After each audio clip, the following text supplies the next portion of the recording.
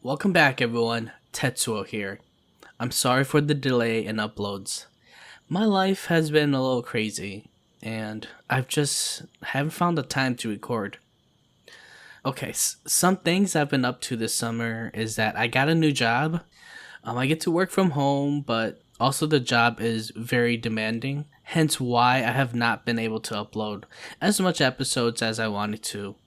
I think I've gotten used to the hang of my job now, so I'm gonna do my best to try to find time to record for you guys. Some other things too is that I've been watching a lot of anime during my spare time to just decompress from work. What about you? What have you been doing this summer? Let me and everyone know in the comments below. I can't wait to record more episodes as Halloween approaches. I hope everyone is just as excited as me. Anyways, without further ado, relax and turn on your nightlights. Please enjoy these 5 scary stories to chill your soul.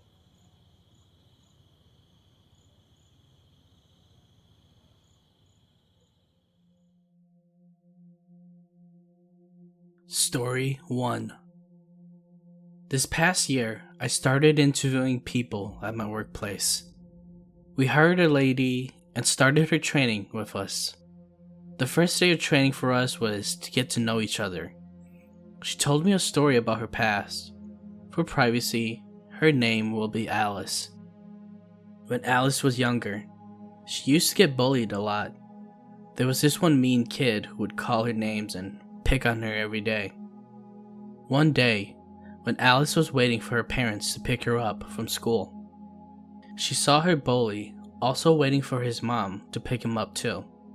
She was so fed up with him that she yelled out loud, "I hope your mom dies in a car accident." Moments later, a car accident occurred right near the school. All the students who were waiting for their parents rushed to see who it was. It was the bully's mother, lying dead in the car. However, when Alice approached the car, she noticed something strange. The mother's eyes were looking straight at her.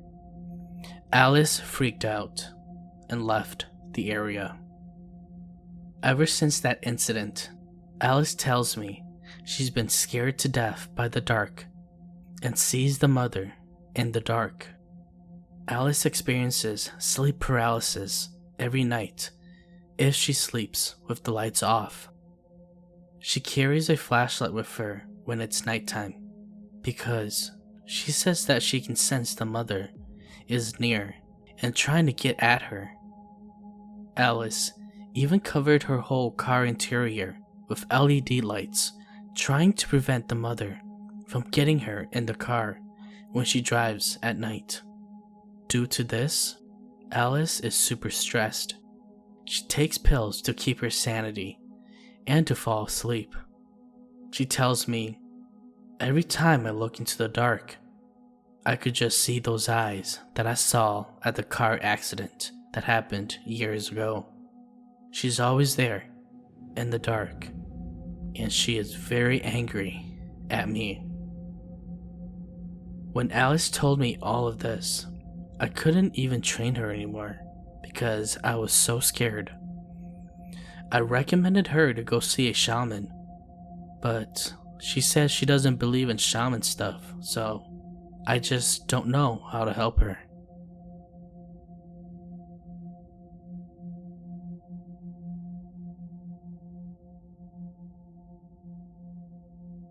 Story 2. I lived for about 5 years in a haunted house. The resident ghost was named Vivian. The house had been built for her and she lived in it until her death. The house sat empty for a number of years and had not been in good shape to begin with. So it was pretty run down when my landlord purchased it. He first became aware of Vivian when most of his repairs were undone right before his eyes. Securely, unanchored curtain rods flew halfway across the room. Tools would disappear, all kinds of little things like that. Finally, he stood in the middle of the living room and said out loud, "Look, Vivian, I appreciate that you love your house, and I do too. However, if I don't get it fixed up, the city will condemn it and will knock it down. Neither of us wants that. So why don't you stop undoing everything that I do and let me save our house?" Soon after that, my landlord didn't have any more problems. I first became aware of Vivian shortly after I moved into my studio apartment, which was over the garage across the back entry hall from the basement stairs. I was home alone, and the landlord had gone out of town taking his dogs with him when I heard footsteps coming up the basement stairs. Thinking perhaps some neighborhood kid had gotten through the basement window, which has happened in the past, I went out to look. Nothing. No one in sight. Nothing disturbed. I went back to my book. Then I heard the steps coming up the stairs again, even though no steps had ever gone down. This had happened several times, and then it got quiet. I told the landlord about it, and that's when he told me about Vivian. Vivian was never frightening or threatening. Once she decided that she liked you, you were welcome in her house, and she became somewhat protective. We had a girl living here for a few months, and it quickly became apparent that Vivian did not like her. I saw a coffee mug fly out of a cupboard and across the room, shattering on the wall behind the girl's head, barely missing her. The girl's things frequently disappeared, only to turn up later somewhere else. After she moved out, we discovered she's been stealing from the both of us. Apparently, Vivian was trying to warn us, or maybe just scare the girl off. Vivian had several dogs while she was still alive in the house, but only one of them stayed on with her as a ghost. We'd hear the click-clack of doggy toenails on the floor even when Elsa, our resident live dog, was visibly lying elsewhere, or feel a cold, wet nose on the back of a calf. Elsa didn't seem to mind this ghost dog, though you could see Elsa watch this ghost dog go by sometimes. The landlord finally sold the house, and he had a heck of a time doing so. After all, we had to find someone that Vivian liked. A number of buyers came through, and things mysteriously stopped working. No lights one time, no heat the next. Finally, we knew that we had our buyer even before they bid, because when they came through, absolutely everything worked fine. Sure enough, they bought the place. As far as we know, Vivian is still living at that house. Neither my former landlord or myself has any contact with the family who's bought it from him, or any other owners afterwards. But I suspect it'll take more than a few generations of homeowners to persuade Vivian to leave her beloved little house.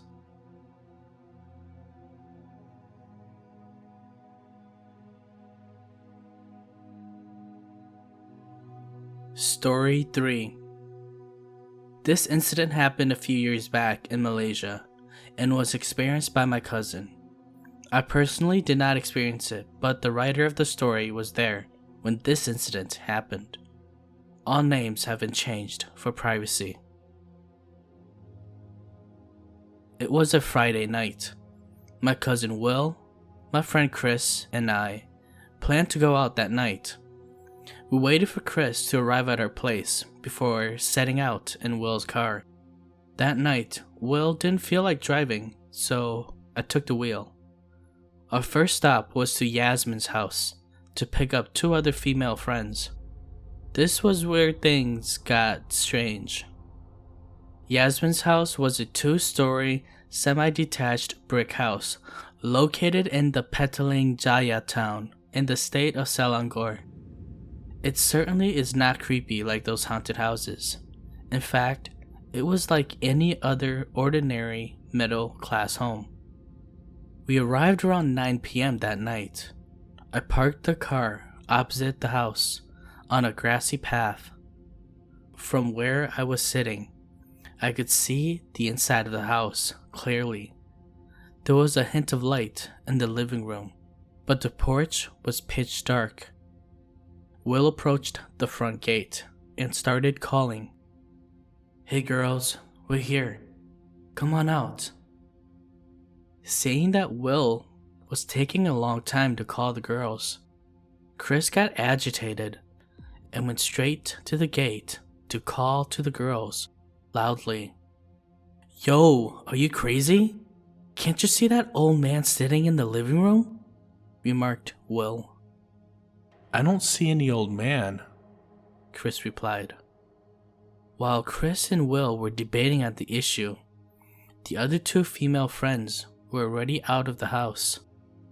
In the car, Will asked one of the female friends if there was an old man sitting in the living room, but she said that the living room was empty. Thinking because he was not used to his new contact lenses, Will didn't think much of it. We went on as usual. Then Monday came, and it was school. During the morning assembly, Yasmin came running to Will, and she was almost in tears when she told Will what happened on the day that we went to pick up the 2 girls at her house. On that day, Yasmin and her boyfriend had gone to the Genting Highlands, a recreational resort in the hills of the state of Panghan, and when they returned that night, Yasmin had a chilling experience. She said that from her rear view mirror, she saw an old man sitting in the back seat in between the 2 female friends and was smiling at her. That was not all. The description of the old man in which she saw was identical to the one seen by Will.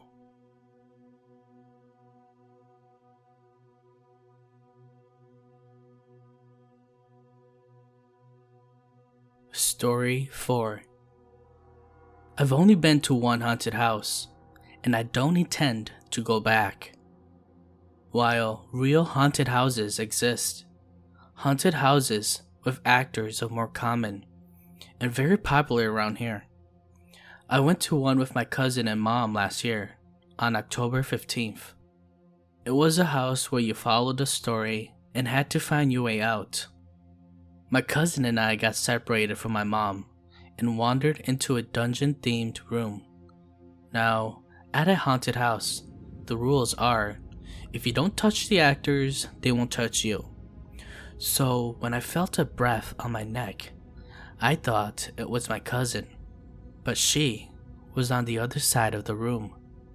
My entire family is black, but my cousin looked at me, and I swear on my life, her face went deathly white.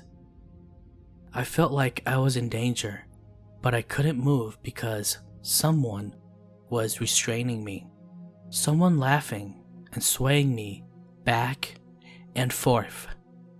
My vision clouded up, and I think I began crying. My cousin was screaming and clawing at whoever or whatever it was holding me. She pulled me away and returned to see a tall, skinny, white thing with no eyes or nose, but a smile that radiated evil. Even talking about it makes me want to cry. My cousin grabs my hand and we ran out of the house through one of the emergency exits. She bought me some water and we waited outside for my mom. When we saw my mom, the 3 of us confronted the staff, but they said that they didn't have an actor that fit the description of this creature. To this day, I still have reoccurring nightmares of standing in the end of a hallway, unable to move, as this thing stands on the other side, smiling.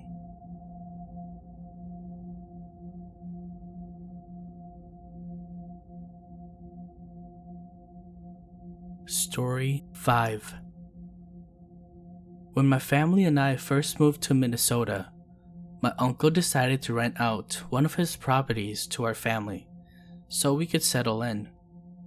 At that time, my uncle recently purchased the new house for his daughter and his new son-in-law.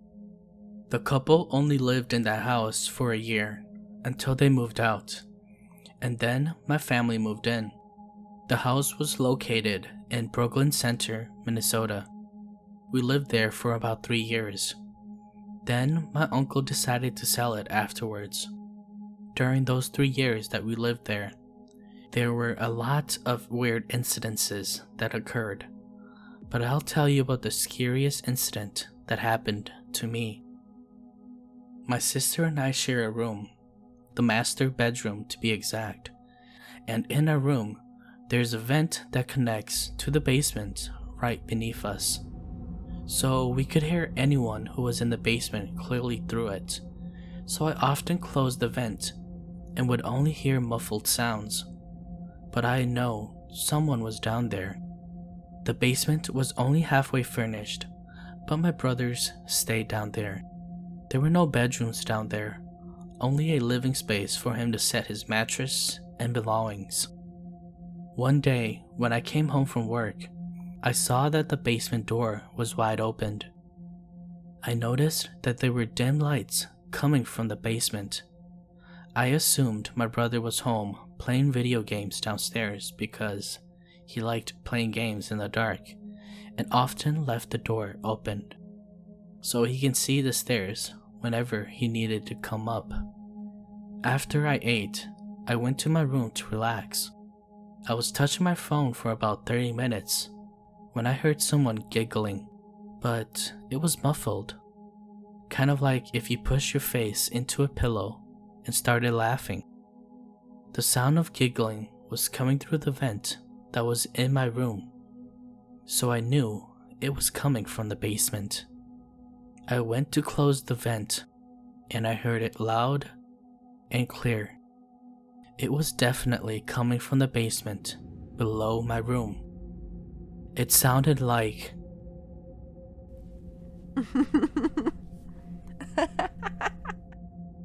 then followed by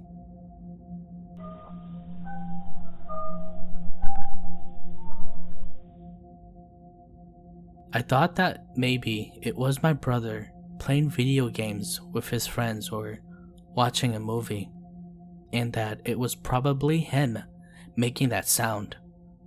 It sounded like him, yet it sounded like a woman too. My brother was in a relationship and often had girlfriends come over time to time, so I thought nothing of it. I was really tired from work, so I decided to take a nap. But because my brother was home with me, I left my bedroom door open just a bit. This was the first time I have ever experienced sleep paralysis. I felt my blanket being slowly dragged off of me, and I opened my eyes. I was staring at my door, and for some reason, my eyes jolted only to the bedroom door. It was like tunnel vision, and in slow motion, I saw a woman with long, dark hair. She had the biggest grin I've ever seen.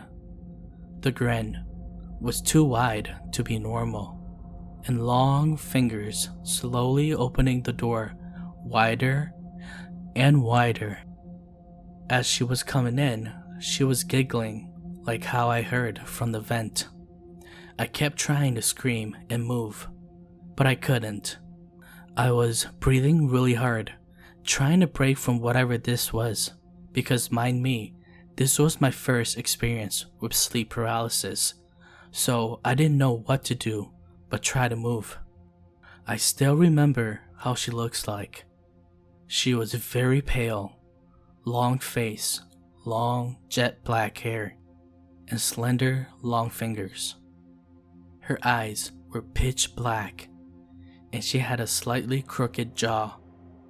Even though she was giggling, her wide grin never moved. It was like I was hearing her giggle through my mind. She slowly levitated to the foot of my bed, and I felt pressure on my chest. I'd started cursing and praying my grandma to help me. At the same time, my mom came home from the garden. When I heard her open the front door, I was able to break free from whatever that was and quickly jumped up and ran into the living room. I sat right down on the couch and was sweating all over. My mom asked me what was wrong and why I looked so pale. I was dazed and confused, still thinking about what the heck happened and trying to determine if it was a dream. I looked at the clock and noticed that I only slept for 40 minutes. I didn't answer her. Still pondering, my mother then proceeds to tell me to take out the ribs and put them in the oven because my brother is about to get off work. That was when I realized the whole time that I was home. My brother wasn't even home yet.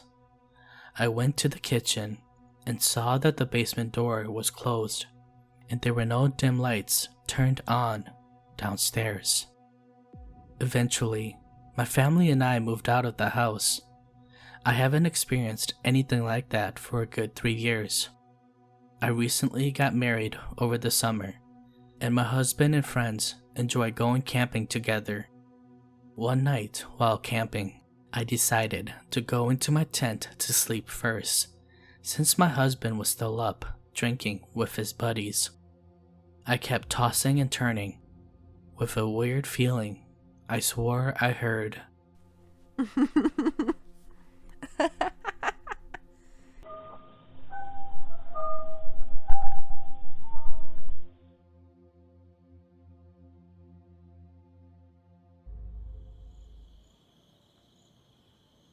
Ayo, thanks everyone for making it to the end of this episode. Please subscribe to the channel.